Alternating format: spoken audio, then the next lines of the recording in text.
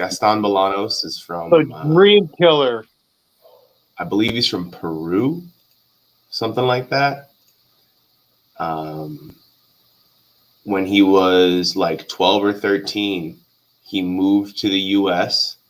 and lived in the gym and with his Muay Thai coach. He comes from what I have been told is the single best Muay Thai school in the country. He has multiple counter spinning elbow knockouts. Like, you take a step forward and swing on me, I take a half step back, throw a spinning elbow, and intercept you with it. Right, that's pretty. Yeah, I see one on here in 2017. He hasn't fought in a while. He hasn't fought in over 2 years. Oh, okay. Yeah, I don't think he knows how to grapple that well yet. I could be wrong. I have not seen that much of his fights. probably But I not. think His losses are all subs. Yep, that was my point. I figured that all three of his losses had to do with grappling. I'm sorry, 2 of them are 2 out of 3. The last one was a split. Well, 2 out of 3. 100%. If anybody's going to watch Bellator at all, you should watch Gaston Bolanos. That's perfect. I like it. I like what you're saying. He's just that fun. Okay, I'll check it out. Yeah, I don't know much about him, but I'll definitely check him out. Anybody with the Dream Killer moniker that throws spinning back fist knockouts is not elbows, not back fists, elbows, spinning elbows. Yes, much cooler than spinning back fists. It's so much more rare. Back fists are a dime a dozen nowadays. Spinning elbows used to be way more common than they are now, but he doesn't just like club you with the forearm or the tricep and call it an elbow. The tip of his elbow will hit you in the eye socket and you crumple. Jesus. Yeah, absolutely. Sounds awful. He's a horrifying human being. Right? It's scary. People walk around the earth that can do this shit. It's fucking scary. But let's even take it from to more simple. You're a 40-year-old gambling nerd, and you could easily strangle the average person unconscious, like just without a problem, just based on the amount of training you do. Like, there's no. In today's era, nah, you can't just go picking fights with people if you're untrained. You're gonna get yourself fucked up. A bunch of nerd assassins out there killing the game. Nerd assassins. All right, so I don't know who a lot of the people actually are on this UFC card. Okay. But the ones that I do know, I'm very excited for. Like the fight, let me make sure I'm not lying with you when I tell you this. Yeah, the fighter that I'm the most excited for on the UFC card this week is Jordan Levitt. Oh, all right, cool. Let's start there. Let's talk about that fight. Go ahead. He's a grappling savant, and he's been at I think Extreme Couture or Syndicate. He's been at Syndicate MMA forever. His last fight, he won by a slam KO. Okay. Right? So he shot on the guy, and this was old school dude who moved to Thailand for a while, didn't fight for a while. I can't think of what his name was, but he was a legit fighter. He was a legit fighter, and then he basically seemed like he was retired, and he came out of retirement for this fight. It might have been handsome Matt Wyman. He beat a guy, Matt Wyman, by slam 22. Matt Wyman, yep. So he shoots a double leg on Matt Wyman and goes to walk him to his cage, and instead of Matt Wyman to his corner, instead of Matt Wyman defending the double, he pulls guard while he's in the air. Okay. So Jordan Levitt takes one hand off the leg, moves it, and frames the chin and the throat in between the two of them so that when he slams, Matt Wyman will be unable to break fall or keep his head from hitting the mat. So instead of him taking the impact in his back like you normally would, he took all the impact to his skull. Wow. How about that? Yeah, never thought of that move. Never seen that. Or how about that shit? Never seen that shit. It made total sense as soon as he did it. And then in his interview, he's like, "Yeah, you don't do something like that to someone unless you're trying to hurt them. Like that's not a." You don't do that unless I'm trying to hurt you. They call him the Monkey King. I forget. He might not have. Fuck. What did he? Oh, he finished another fight. By there's multiple triangle chokes, right? Have we talked about this? Yeah. Okay, so there's 12 of them. There's 12 leg triangles in total. 7 of them are pinning positions, and 5 of them are finishing positions. He used one of the more uncommon. He used one of the judo triangles, the judo finishing triangles, to finish a fight, and then shouted out my favorite grappling coach in the world, Neil Melanson. Neil, I'm sorry if you hear this. You might be number 2, but you're in the top 3. The other day, you ever hear about anybody doing private lessons for martial arts on the internet? I've heard of it. I don't know how common it is. Right. It's kind of hard to do. There are 3 people in the world that I would do private martial arts lessons online with. I would say Neil Melanson is in your top 2 of that. Exactly. But that's because I know Ryan Hall, Neil Melanson, John Donner. That's it. Yeah. I was like, I could have probably got. Other than that, I'd be like, you're not going to give me enough information via the internet, just through a voice chat. Like, no, you're a waste of my time. I wouldn't do it. It's just not how I roll. I'm not to say you couldn't do it, but like, nah. But I would do it for Neil Melanson. So he's getting trained by Neil Melanson and doing a bunch of Neil Melanson shit, doing a bunch of catch wrestling shit. Jordan Levitt's going. God, you're swaying me with this now. I want to bet my fucking 401k on Jordan Levitt in this fight now. Oh, I don't even know if you should. I don't know anything about the other dude, but I know you got to watch that fucking fight. I have to watch that fight. Now that we're making picks, I watch more fights than I used to. I used to watch most of them. Now I have to watch all of them. Okay. I would have gone and just watched his fight and probably not watched. Maybe I would have watched one other fight from this card, 2 other fights from this card. Like, this is the most important fight to me. Okay. So Jordan, the Monkey King Levitt. So we know who you're picking for that fight. Oh yeah, even if I lose. Oh hey, wait. How did it go last week? I didn't check at all. So overall, between us, I think I picked one better than you. Good call for you. On Sterling, you got the big Sterling upset. Gilbert put up a great fight. I thought Gilbert would be in the fight. So Burns, he put up in the fight. Second week in a row, if anybody's listening and bet if you listen to our stuff and you got in early on some lines, you finished ahead again. You won another 2.2 units. Pierre Rodriguez, Olynyk by sub, Mike Mallet minus 150. And you would have lost the Burns Chimaev fight, not going the distance, but you also beat that price, so it's okay.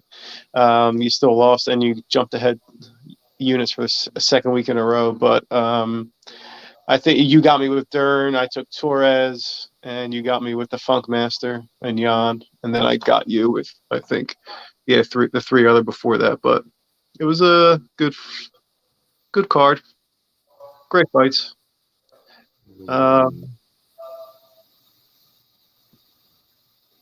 0 and 1-1. Sorry, I just wanted to fill it in. I'll update in a second. Well, All right. So, what did you think of the Anthony Hernandez versus Josh Fremd fight? I mean, it would have been fight of the night until Burns and Chimaev put on a show. It was a great. They were both great fights. I think just the magnitude of that, Chimaev fight, Chimaev Burns was just a bigger fight. Story. people wanted to see it, and it just put on a show. So I think it just like trumped that fight, but that fight was great overall. I'm surprised Hernandez. I mean, he really kept trying for things, and maybe. Oh, I wanted to ask you, what's a modern guillotine? Like they kept saying he's doing a modern guillotine attempt. No. They're saying he's doing a modified arm-in guillotine. Oh, modified. All right, I thought it was modern. Right, so it's actually not a guillotine. It actually functions in the same manner as an arm triangle. John Danaher referred to it as the seated arm triangle. So a traditional arm-in guillotine, you overhook. Fuck, how do I gotta back this thing up. You overhook my arm and my neck, right? Mm-hmm. But they're separated, and then you send your forearm from here to here, right? And that's how you create this. That's how you create this strangle, is right here, right? With an arm triangle, you want people's body positioned like this. So this move that they're doing comes from front headlock predominantly. You could also transition to it from the back. And what you do is I go my right bicep to the left side of your neck. All right, I reach under your chest. I grab outside of your armpit, right? Yeah. Sticking outside this side of the armpit. I lock my hands. Now I come around you and I tuck my shin across your hip. Right. So your elbow is tucked in my pocket. Yeah. Right. The most prevalent example of this is done by Jack Hermanson. Okay.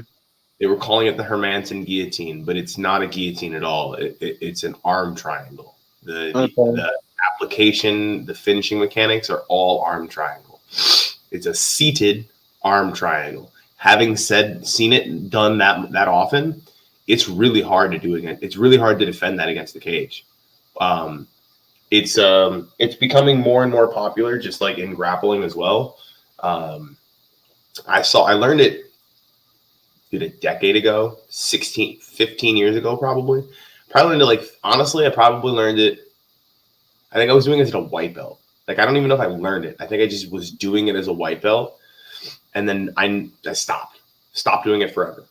And then when I was a purple belt, it would have been like 8 years later, another purple belt from out of town was in, and I was watching him teach, and he was teaching that move, and I was like, yo, I used to do that thing. That thing's so dope. And he was like still doing it, so he had more information on it than I did. And then 5 years after that, Jack Hermanson starts doing it in the UFC. I was like, oh shit. Right? The seated katakatame, seated arm triangle, seated katakatame. I forget the Japanese terminology. I'm not great at that part. Fancy Japanese words. All you BJJ nerds and your fancy Japanese words. That rhymes. Right. Give credit where credit's due, homie. Sure. Always. So yeah, the seated arm triangle. We're going to talk more about guillotines when we get to the AJ McKee fight as well. All right. Okay, let's go. Spin back this Jordan Levitt. So you got Levitt in that fight. Yep. Sure of it. I'm actually on the other side. I'm going to go with Ogden. Even though it's really close, I'm really not impressed with Levitt's striking or his overall wrestling. Maybe that's gotten better now when you're saying he's working with Neil Melanson. It looked like he didn't really have amazing wrestling technique, or his gas tank. His gas tank seems to be a problem to me. Just based on what I've seen him. That being said, I did bet him his last fight, and I did bet him to win by submission, and he did do it with a reverse triangle. That was the Neil Melanson shout out. Okay, so that was good. But I haven't seen enough out of him. I think Ogden's a really good grappler in his own right. So I think it's actually gonna be really hard for Levitt to get him down. And being that Levitt has a gas problem, and I don't like his striking, I think Ogden has more path to victory than Levitt, so I'll go with Ogden. Let's see. Who else we have? Estella Nunez and Sam Hughes. So Sam Hughes looks like she's getting a fight. She kind of has to win. I'm pretty sure she's off the roster if she doesn't win. But I really think it's a terrible matchup for her. I think Nunes had a long layoff, probably about 2 years. She lost by sub in her last fight. She was able to defend the takedown for about a round and a half before she ended up getting taken down about 7 times in that fight. But overall, she's pretty good in a clinch. I think she's a Brazilian Muay Thai champ or a former Brazilian Muay Thai champ. So her clinch is pretty good. Her striking is good. Her striking is good. She lost. I mean, she fought for the belt and won, and she lost. She got tapped by Angela Lee, which is no shame. Angela Lee is fucking awesome. But this is right up. Sam Hughes, I think, doesn't really even go for takedown. I think 0 for 2 and 0 for 1 in her UFC fights, all losses so far. But I think Nunes is stronger than her too. I think Nunes will be able, if she goes takedown heavy, which probably she has to because she can't win the fight pointing. There's no way. I think she'll be able to stop her for 2 rounds, and she should win. She should win 2 rounds pretty easy here. So I'm gonna go. I like Nunes. Right. Nunes. I don't know how to pronounce the other dude's name versus Kevin Kroom, nor do I know. I don't know. Like the Mongolians, that's my father-in-law's country. Like they like combine their name, then they split their name up, and they put their last name as their first name. So it's I don't think anybody. I don't know either. I think it's Ali Hayatang, but this is how it showed on UFC.com. So I just throw it up there. It's Ali Hayatang or Hayatang Ali. So interesting. Kevin Kroom is actually, I think he was 175. Then he was fighting 155. Now he's down to 135. But the man is listed as 6 feet fucking tall. So he's dropping 20 pounds. What? No, Kevin Kroom is listed at 5'9". Nah, 6 feet. Okay. Well, Google has him at 5'9". Okay, it might, but look on Tapology. I saw 5'11" on Tapology. Then I saw Tapology is 5'11". I saw 6 foot on UFC. Probably I'm sure they round up, round down a lot. Yeah, there's a lot of bullshit. Yeah. Yeah. I mean, if he's 5'11", he's probably 5'9" in reality. But he's going down to his 3rd different weight class. All while in the UFC? I'm not sure about that. Okay, never mind. But it's the thing. Yeah, I don't know either one. He has a big reach advantage here. So depending on Hayatang is, if he's known for anything, he's known for no output. He does have good wrestling which is his preferred path to victory. However, it takes him a while to realize, okay, I'm going to shoot now. So depending on how this shapes up, yeah, I love Kevin Kroom here as an underdog. But I don't know the weight cut or how he's going to look off of that. I think that'll play a part. I think that's some people that bet do like to look at weight cuts. People that bet MMA heavy, I think that's going to be a big factor here. I don't know how he'll handle the cut, but he's got better striking. He has a big reach advantage, and he has an output advantage, which is great for a striker. But I don't know how that weight cut is going to affect him in later rounds when Hayatang is going to try to take him down. So I'll go. I do like Kevin Kroom though at the plus one as an underdog right now. Cool. Well, I like Mongolians. They are a fighting culture. I don't know if you know anything about sumo, but a decent percentage of the top sumo in the world come out of Mongolia instead of Japan. Okay. I can't wait for sumo to figure out how to make it to MMA. Somebody said that it's not going to happen, but like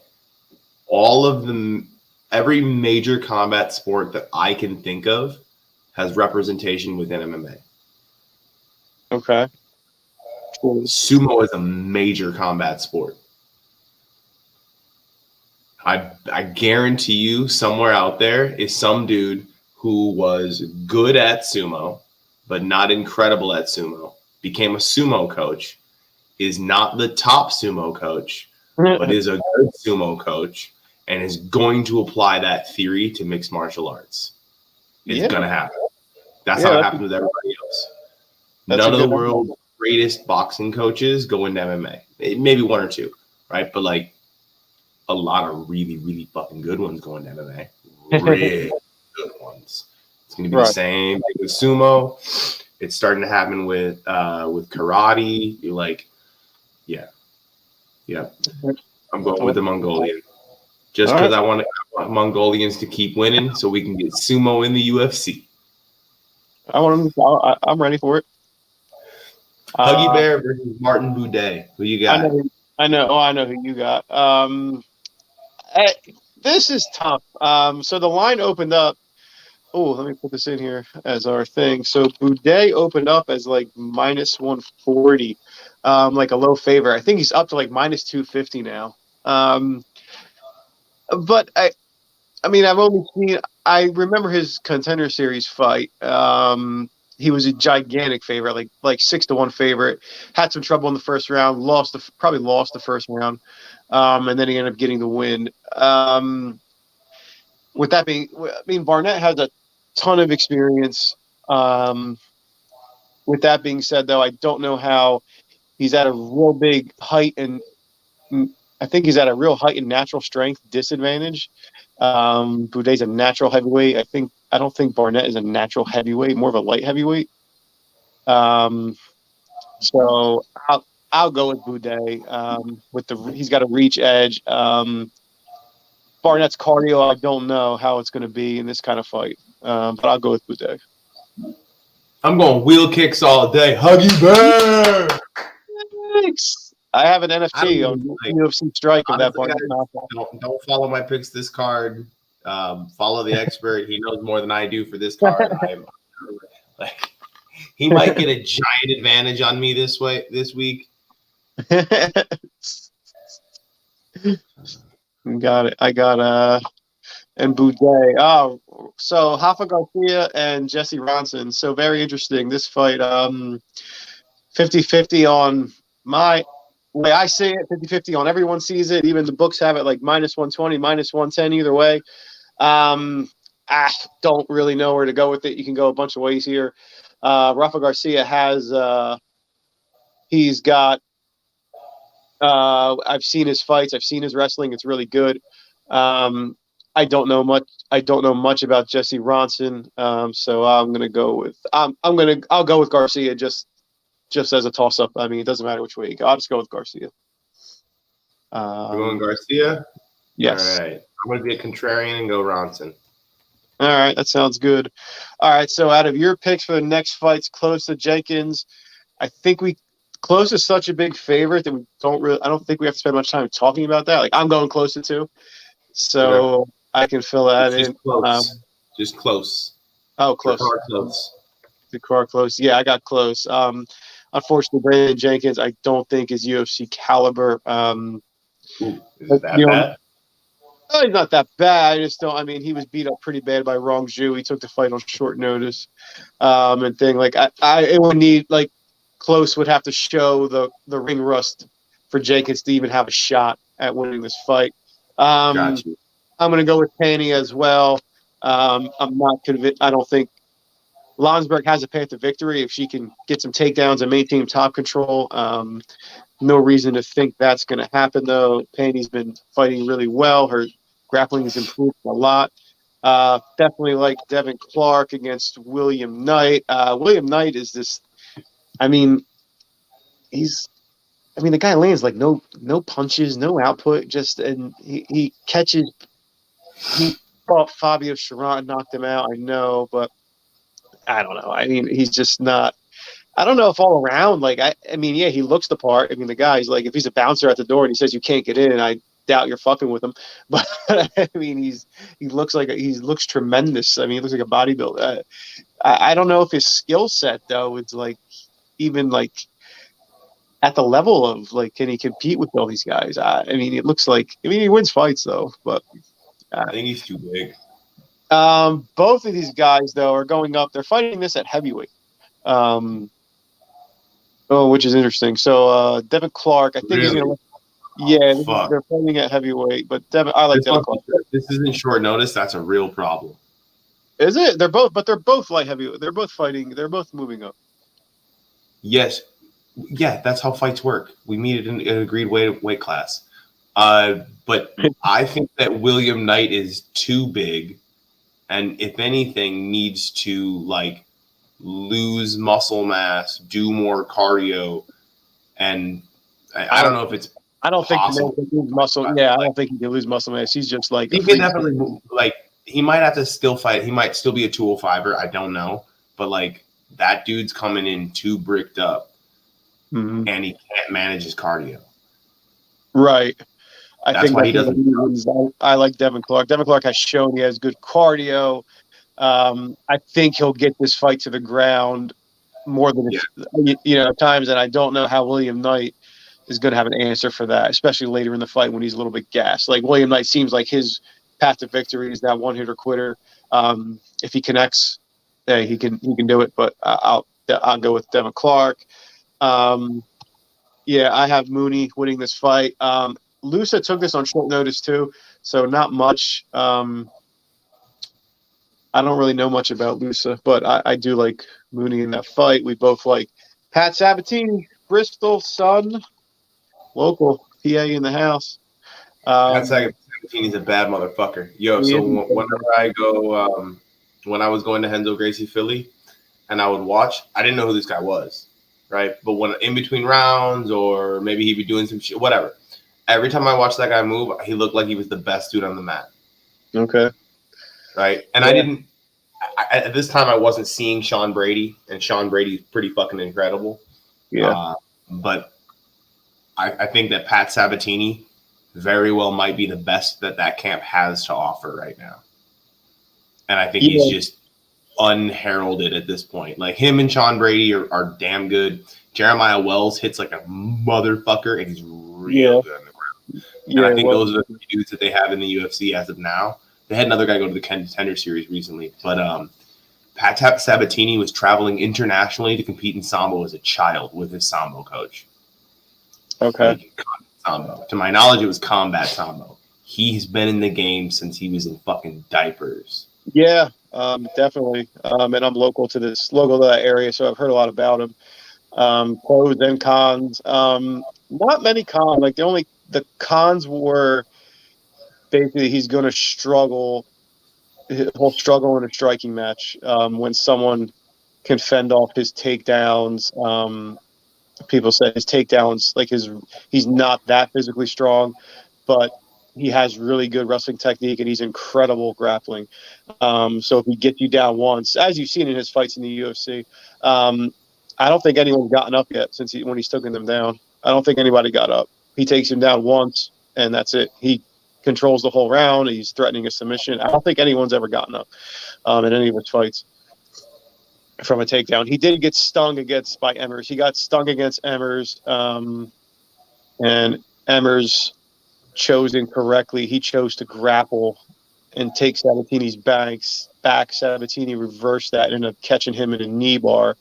Had him hurt. So, but yeah, I think Sabatini's gonna do real well. I'm surprised he hasn't gotten a top 15 fight yet. But I think he finds a finish here. I think he wins. I think he finds a submission here, and I think you'll see him soon. He's gonna fight somebody soon. Top 10, probably top 10, top 10, top 10. Boom. Moving on. I've never in my life thought I would see Mayra Bueno Silva as like a -500 favorite. How the fuck is Mayra Bueno? Like, stop with these lines. If you've been following just what we talk about, you're following MMA in general. If you took these big underdogs recently, like Kai Kara France, that line's ridiculous. I thought that was ridiculous. Peter Yan might have been a little ridiculous, like -450 against Aljo after the first. Like, if you just bet the other way, yeah, you come out ahead. You can't win them all, but it's like, why would Mayra Bueno Silva ever be -500 against anybody? Like, are you serious? Like, you know why? Because this girl's 1-3 in the UFC. I know, she's been very unimpressive. She's looked terrible. But what has Mayra Bueno Silva ever done to say, like, yeah, she's going to run through this chick? Like, she's slow. She's a BJJ black belt, apparently, although she doesn't take anyone down. She doesn't even look for that. If there's anyone has a path to victory out of these underdogs we're talking about, it's this Wu Yanan who does put output. So, maybe she can throw 1-2s down the middle for 15 minutes and just thing. She also has a horrible striking defense, though. She gets hit in return, so Silva's going to be able to counter strike her back. Have you seen this girl fight before? The Chinese girl? Oh, yeah. Yeah, I saw her. Does she throw a fancy kick as the very first strike of every fight? I don't recall, but she got stomped earlier. She does throw. A single fancy kick followed by nothing but straight punches is the mark of a female wushu Sanda fighter. I don't know what it is. I don't know that much about Sanda, but yo, like, you know what Sanda is? Yes. Like, so she's representing wushu Sanda. Like, I'm interested. Sanda is the only version of kung fu that works. Okay. Because they compete. Right, we've talked about this. The difference between martial arts that work and martial arts that don't work is martial arts that work compete, so they know what's bullshit and what's not.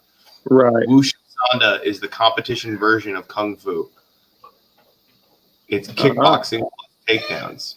So I'm always interested to see what a Wushu Sanda fighter like Zabit Magomedsharipov used to compete in Wushu Sanda. So a lot of his styles of takedowns, he does like judo throws off of strikes because that's allowed in Wushu Sanda. Right. 100% Bueno Silva. And the other girl is just probably going to get fucked up. What's poppin', little bird? Little bird. People. What up, dude? Say hi, Mr. John. Little bird. Hey, hola.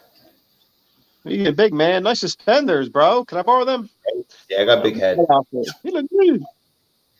I like his hair. I think got the best hair. I just want to put my hand. I just want to rub it. We both like I like Baeza here. I think this is a good. This is a good bounce back spot for him. Feel how. I'm not sure how to pronounce it. Philo. Yeah, he last fight was against Michelle Pereira. One? Michelle played the circus freak? The dude who does like cartwheel kicks and shit? Okay. Yeah, he fought him last time and he won the first round. Looks like, he had some vicious counter striking too in the first round. He definitely won the first round. After that, you could see he slowed down considerably, ended up losing. He got outpointed in the second and third rounds pretty easily. I kind of see the same thing happening here. I think either way this fight goes, I think if Baeza takes him down, I think he's got an advantage. I think he's got an advantage on as long as he just doesn't get kind of knocked out. But I think this is a good spot for him to bounce back and get a win. Last fight, that was a good fight. He ended up getting knocked out by what's his name? He got knocked out in the second round by third round. I'm sorry. Who did he fight? Damn it, I forget his. Oh, my tongue. Who are you talking about? Baeza? Yeah, who did he fight last time? He got knocked out. He got knocked out. But there's no shame in getting knocked out by this guy because he's got. I can't think of it offhand, but I'll find it. I'm definitely going with Carmel Thunder though. Yeah, I'm going with him too. I like him. I like him to win this fight. His last fight was the Chaos Williams. That's it. Yeah, he got knocked out 3. Oh yeah, he's on a 2-fight losing streak because he fought the Pons to decision. Yeah, he lost that fight. That was a great fight. The Pons kind of figured out. Oh, he was beating the shit out of Chaos Williams too. He won the first round against the Pons and against Chaos, but then it was well, he can't stop.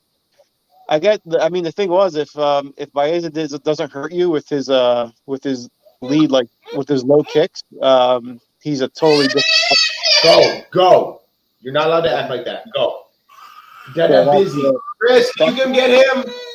That's what turned the tide in the Pons fight, and Pons ended up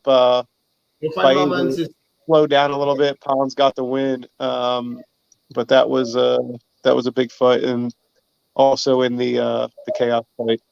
That fight was a little different though, but I think Baeza. I think this is a good. This is like a step. This is like a what do you want to say, gatekeeper fight for Baeza, but I think he can pass this test. He needs the win. Kyle Barayo versus Gatti, 50-50 toss-up. No idea where to go. I'm just going with Kyle because I saw his 2 Contender Series fights, and he stuffed the fuck out of a guy named Aaron Jeffries takedowns, who was a CFFC champ at the time. I don't know if he still is, but the man was known for his wrestling and takedowns, and he couldn't really he didn't have success taking Kyle down. So I know Kyle can stop a takedown. So I'll go with that. I feel like a Russian that is 13-0, a wrestling Russian, like I don't know if he's Dagestani, but like a He's not Russian. Dagestani. He fights out of Moscow. I'm looking at that right now. Okay, a Russian is Just known because for of the amount of B's in his name. He's got too many Z's and V's in his name. All right, he's too many. Like if a Russian's undefeated and he's fighting, like in general, like I feel like he should be a much bigger favorite. So the line tells me that this is a winnable fight for Kyle, and I'll go with Kyle. The Russian went 7-3 as a professional, or as an amateur as well. Okay. Triangle decision, lost decision, 2 losses to the same guy in a row. Win heel hook, win armbar, just win decision, loss to TKO, and then pro. Rear naked choke, split decision, 2 KOs, a doctor stoppage, 2 non-labeled, 1 knockout, 1 random choke.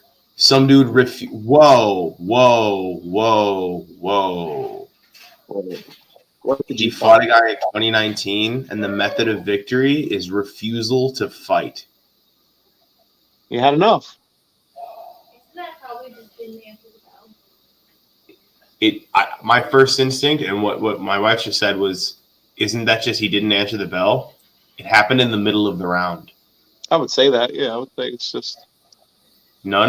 When it happened in between rounds, that's not answering the bell. That's different. It happened in the middle of a round. I see. I don't know what this dude's background is, but that dude's gonna win. Godzi for the win. Godzi for the win. All right. Godzi for the win. I'm gonna go with Kyle. Kyle's a slick striker too, so I think maybe I think we'll see good things out of him.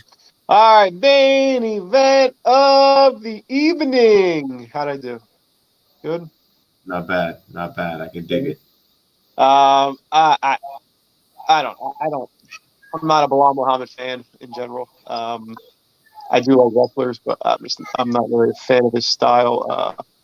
Yes, I know he got Wonderboy down, but it seems like Gilbert Burns figured out how to get Wonderboy down, and then now all of a sudden everyone knows how to get Wonderboy down. Very odd, but completely different fights. Different fights. Sure, but Gilbert took him down in open space. Okay, Bilal, I'm sure he'll get takedowns. Like I figure when I'm thinking about this fight or handicapping it, I give him credit. He's going to get at least 2 or 3 takedowns. Luque gets back to his feet more times than not. He's also extremely dangerous. He passed the Chiesa test very well last time after Chiesa took him down and finding the submission. Bilal Muhammad also, I'm just not a fan of his top control or his striking from position. He's more of just a control guy. And this fight 25 minutes, which I think favors the Luque. Luque's got I like Luque here. Go ahead. I like Muhammad. Honestly, both of these dudes flew under my radar for a while. Like I knew their names, you see them popping up, but I didn't give either of them enough credit. I've been super impressed by Bilal Muhammad as of late. Let's look at Bilal Muhammad's recent run. Performances were great. Actually, better than the fight he got no contest against Leon Edwards. I thought he was good value that fight. I took a shot and put a bet on him. Unfortunately, we didn't get to see that fight play out. He smashed Wonderboy. He smashed Damian Maia. He was competitive Leon Edwards, who is absolutely top 5 in the world, whether you like him or not. I believe he smashed Diego Lima. I don't remember correctly. He submitted Takashi Sato. I don't remember what happened in the Lehman Good fight. I don't either. Unfortunately, he's a decision machine, and that's why nobody likes him. Oh no, I 'Cause don't. But I see what you're saying. I don't know. I'm just not impressed with his. I guess his ability to give damage, and actually like drain someone's gas. Like I'm just not a high level guy. I don't think he's going to be able. I don't see him starting to do that now. Like right here against a guy like Luque, who's been answering his last 3 or 4 fights. He's answered. He's passed every test on what he's going to face Saturday night, in my opinion. So I think he wins this fight. You think Luque fought? Let's see. Let's see. Oh my God, Luque's got a lot of fights. Yeah. Yes, Wood. Oh shit, I forgot that he submitted Woodley, but that was because Woodley came out all stupid like. That was Woodley's last UFC fight, I believe. Woodley actually caught him and had him back. He was stunned. Woodley came out to fight that night. Woodley cracked him with it, and then just went he cracked him, he hurt him, and then he just went takedown. He tried to get him down, and Luque was able to stop Woodley from taking him down. And it eventually reversed the course. Woodley went crazy trying to knock him out. It turned into a firefight, and Luque got the better of him. I'm gonna keep my pick because I'm gonna keep my pick, but I'm more and more skeptical as I look into Luque. I've never looked at Luque's record. I've watched him fight, and I know he's a bad motherfucker, but I never looked into his record. Okay. And I'm leaning more towards Luque than I was in the beginning of this conversation, but I'm keeping my pick, Bilal Muhammad. I like it. All right, we're going to get a little Bellator action. Bellator has a great card tomorrow night. If anybody's interested or doesn't like, or looking at more MMA, Bellator is definitely worth a watch tomorrow night. It's a pay-per-view card, but it's much cheaper than UFC. It's going to be, you got two title fights. We got a little Aaron Pico. Wait, you changed your what? Wait, what? Why? Aaron Pico. We just put it on there because Josh wants to talk about Aaron Pico. Aaron Pico's fighting Adley Edwards. I've seen Aaron Pico's fights. I don't know anything about the other guy. Aaron Pico is such a big favorite. I was going to say we're just talking about it because you like Aaron Pico, but go ahead. Why are you picking the other guy? Because this is a short notice fight. The other guy's a Division II national champion, and he's 9-1. And even Aaron Pico is worried about this fight. Aaron Pico, dude, he said it in an interview. Aaron Pico walks into every other fight and throws his nuts on the table before he even gets in the room. Aaron Pico was competing internationally in wrestling by 16. Aaron Pico's father calls the NCAA Division I wrestling tournament the greatest children's tournament in the world. Children's tournament? Something like that. Something wildly disrespectful, right? So that's just the mentality he's had. Aaron Pico was the I'm gonna mess up the name. I'm gonna mess up the name who it was. But he was working with Freddie Roach as a teenager. And he was the main sparring partner for one of the greatest boxers of this era for multiple camps. Okay. And according to Freddie Roach, Aaron Pico could just be a professional boxer if he wanted to already. He would already be a world-class professional boxer. Okay. But Aaron Pico makes a lot of real dumb decisions. And he tends to be wildly overconfident. So this dude on paper should be able to match Aaron Pico. And I'm mostly doing this to be in the wrestling department, you mean? Just in the wrestling department. No, so Aaron Pico didn't do folk style wrestling. He did freestyle wrestling. Have we talked about why freestyle wrestling doesn't translate to MMA very well? Right. As you saw with Mark Madsen. That was Greco, but yeah. Okay. Olympic wrestling. Hold on. Sports, this is John. Undermine. Hey, John. Hi. Hello. 2,200 bets. Under 11.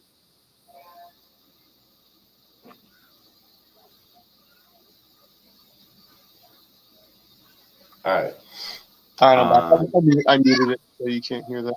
Perfect. I'm working from home. Sorry. So that right, Greco-Roman free. So you see like takedown and just not much. But the other dude's a folk style national champion, which means his game is built on control. Because you have to be able to control people in order to win a folk style title. Right. Okay. You're making me want to And bet. honestly, I'm mostly just being a contrarian by not picking Pico. But Pico was the greatest, the greatest prospect in all of mixed martial arts for a time. And it's gone up and down. And he, because of his accolades, he fought bigger names than he should have. And when people were like, "Why don't you go back and try and fight people that you should fight?" He said, "If you give me somebody I should fight, you don't want to see what I'll do to them." And I'm like, I like your face. All sorts of crazy shit. Like, all right, man. Like, that being said, Aaron Pico is going to go someplace if he doesn't retire. Wow. All right, we'll see. I mean, hey, Aaron Pico's a huge favorite. Aaron Pico's been a gigantic favorite though in all of his fights, and he's definitely underperformed in some of those fights. So now I'm really interested in that fight, and I'm gonna make it. I'm watching. I plan on watching all these fights, but probably more than the thing on Saturday. But all right. Let's move on. So Nemkov versus Corey Anderson, first light heavyweight title, $1 million on the line. Who you got? Not allowed to pick this one.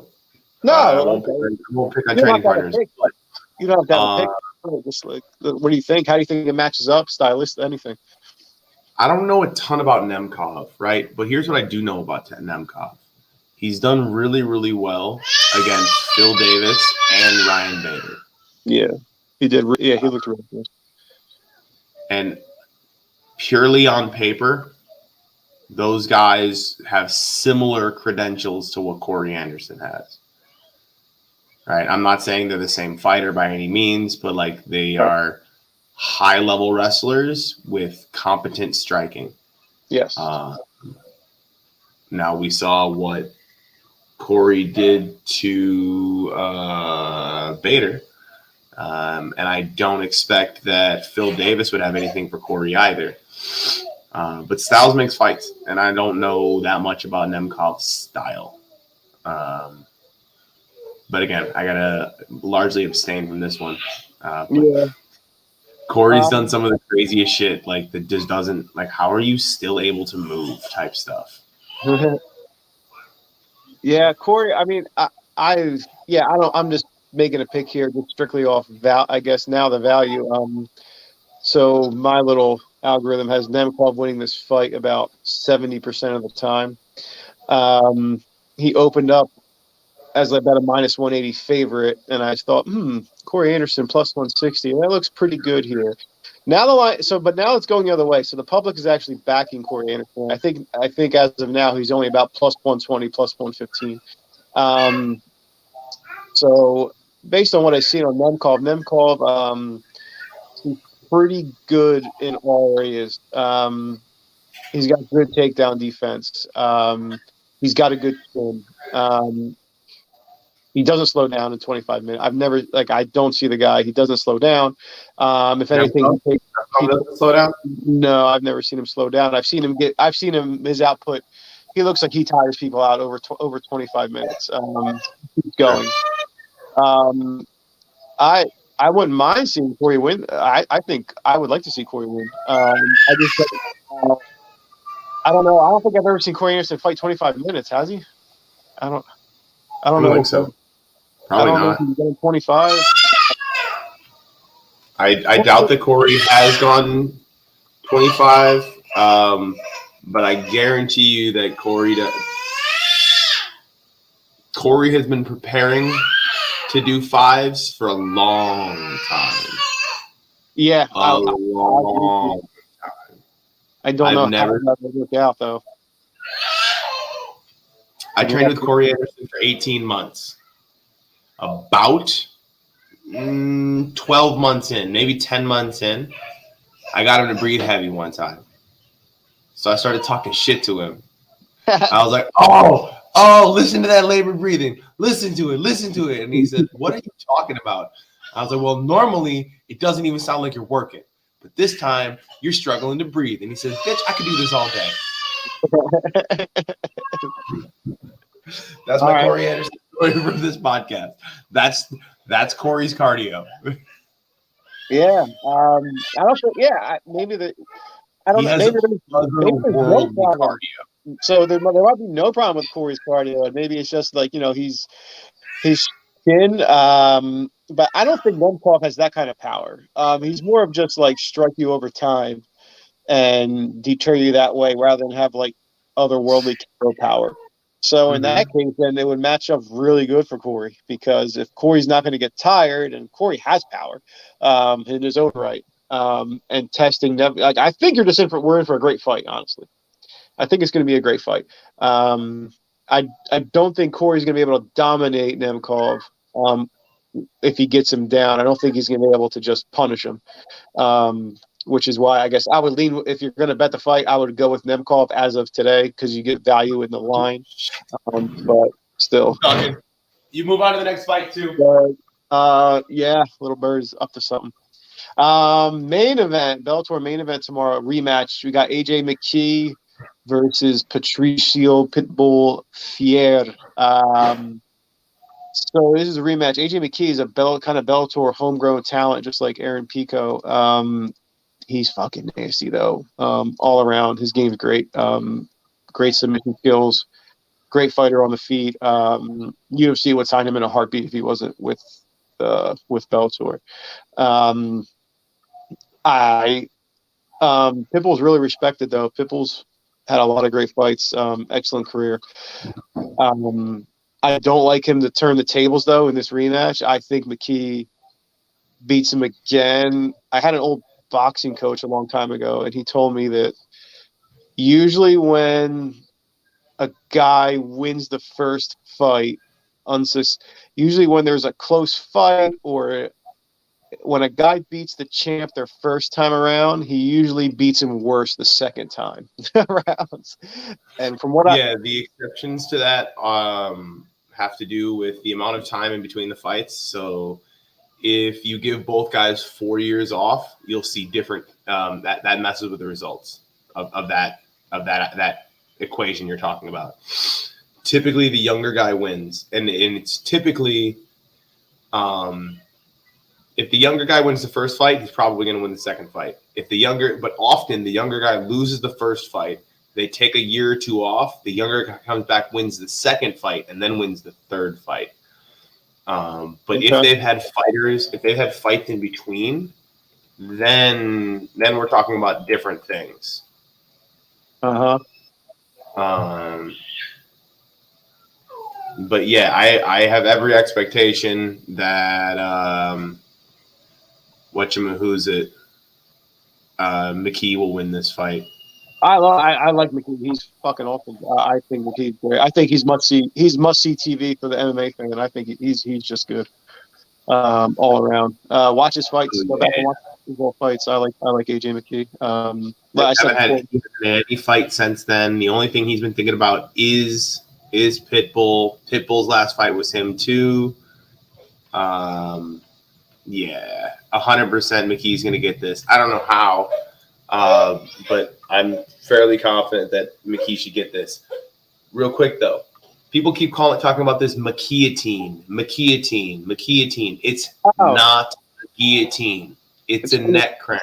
It's funny you say that, because like I was getting like the guy who taught the coach I'm training with now. He has everyone has their own. They call it their own kind of teen. I don't know what it is. He has he learned a Mauricio teen from I don't know. Common. Super common that people name guillotines. It's probably the move that gets named more than anything else, because there's so many varieties of guillotine. Oh man, the one that people freaked out about was not a guillotine. It was just a straight neck crank. It's a nasty neck crank, but to my knowledge, I believe that one is already. I believe the 10th Planet guys call that the 100%. It's predominantly a sweeping position, and in wrestling, that's called a cow catcher. I've seen Like, that. But that's already named, and it's a neck crank, not a strangle. I gotta go to wrestling. Moody out. Thanks, guys. Bye, Bird.